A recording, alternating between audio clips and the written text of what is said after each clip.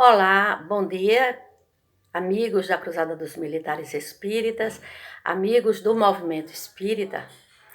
Eu estava ontem revendo um dos meus livros, que é esse aqui, que se intitula Não Sofra Assim, e estava vendo algo que é bastante atual para esse momento em que nós estamos vivendo.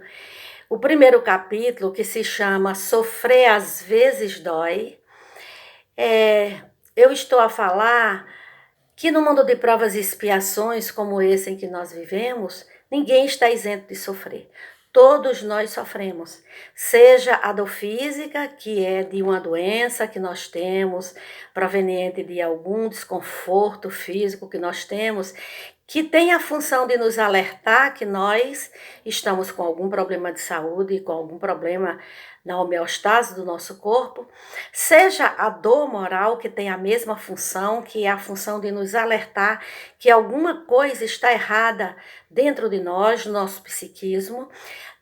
Passamos por esses momentos de dor, todos nós que vivemos aqui sofremos, mas embora o sofrimento seja parte natural da vida, faça parte da nossa vida, nós sofremos com maior ou menor grau, a depender de conformidade com o direcionamento que nós damos aos nossos pensamentos, que são os nossos pensamentos que desencadeiam as nossas emoções, são os nossos pensamentos que também nos impulsionam para as nossas ações.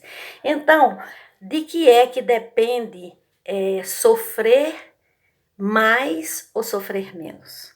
Vamos aqui analisar só algumas coisas que nós podemos analisar. Por exemplo, a interpretação pessoal que nós damos àquilo que nós estamos vivenciando.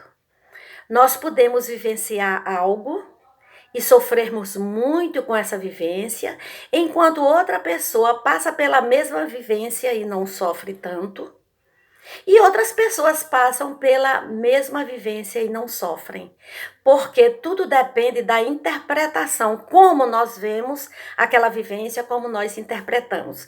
E essa interpretação depende de nossa história de vida, de como nós construímos os nossos padrões de emoções, os nossos padrões emocionais. Por exemplo, se aquela vivência nos lembra algo que vivemos de forma dolorosa no passado, aquele sentimento do passado vai retornar e vai nos fazer sofrer no presente como se nós estivéssemos naquele passado doloroso.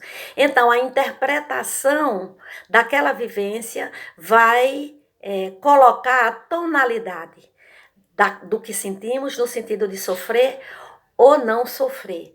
Outra coisa que nos faz sofrer nós temos a tendência a ter predileções por determinadas vivências e ter aversão a outras vivências.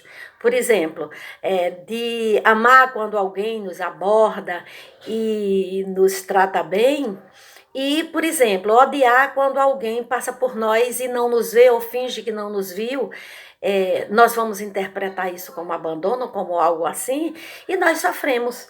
Então, quando a gente aprende a viver todas as vivências de forma neutra, sem essas predileções, nós sofremos menos, porque começamos a ver como normal o comportamento dos outros ou as nossas próprias emoções, e a gente sofre menos. Porque nós temos padrões emocionais que nós desenvolvemos como mecanismo de defesa na nossa infância.